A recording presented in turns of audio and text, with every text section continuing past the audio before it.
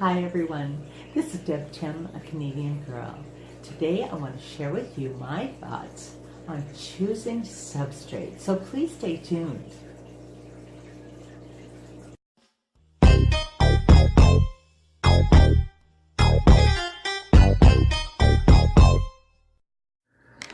Choosing a substrate seems to be pretty simple, but there are factors you should take into consideration when making your choice. Let's begin with some basics. The material you line the bottom of your aquarium with is called substrate. It's simply a layer of something or surface on which an organism lives, grows, and obtains nourishment. The substrate is the one item in your aquarium that makes the most impact aesthetically. Not only is your choice of substrate going to give your aquarium a certain look, but also it plays a big part in the health of your fish and live plants. There are 4 components that you must consider when choosing the substrate that is right for your aquarium setup. These include the size of the particles that make up the substrate itself, the color of the substrate, if there's any reactivity towards water, and most important, how it will affect your fish. So let's look at these components closer and understand their importance. Size ranges from large river rock right down to a fine sand.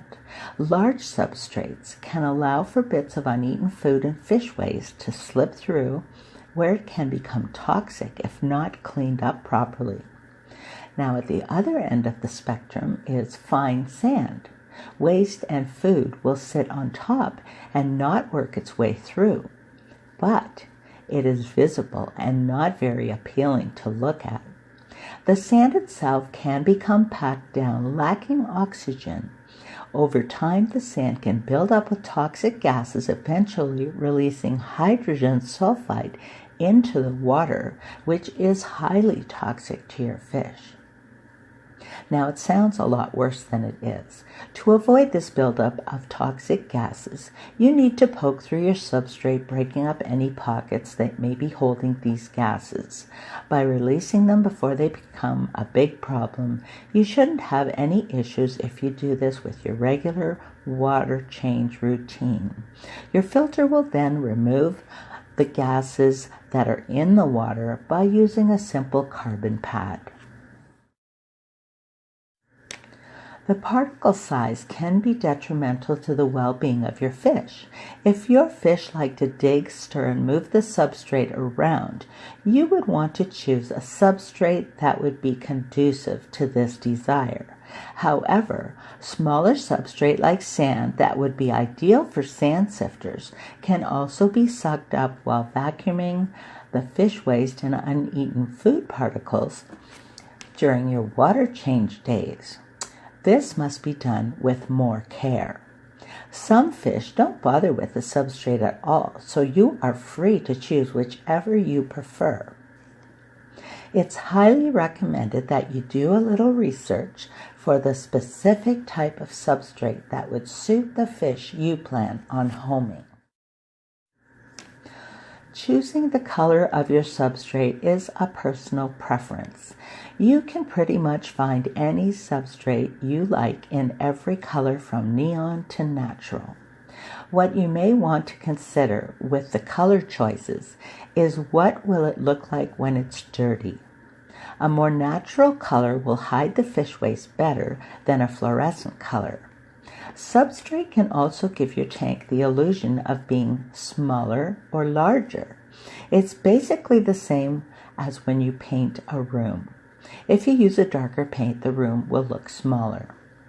If the substrate is dark or black in your tank may look smaller than it would if you use a white color, giving the tank a bright and more open feel, thereby giving it the illusion that your tank is larger. Substrate colors can also enhance the colors of your fish. Bright substrate will help to show off your darker fish, and the darker substrate will make your lighter fish stand out. This again is a personal preference, and often over time we change our mind and try something new. Considering many fish require certain water parameters, the choice of substrate can have an impact.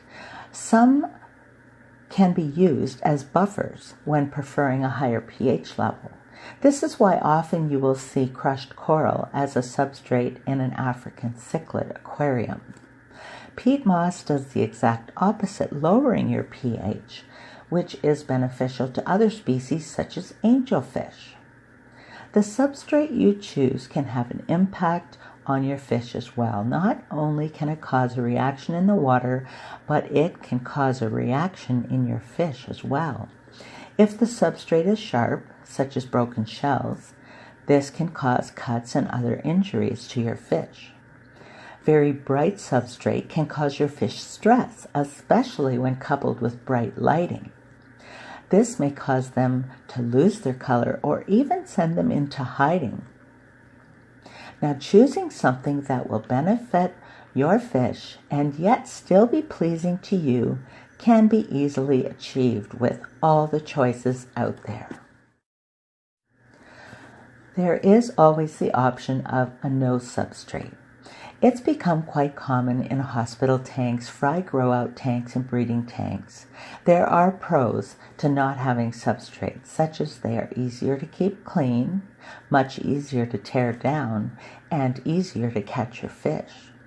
There are also cons to consider as well.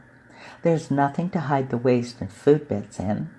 It can be stressful for your fish, especially if they are natural sand sifters and have that instinct to dig and move the substrate around denied to them.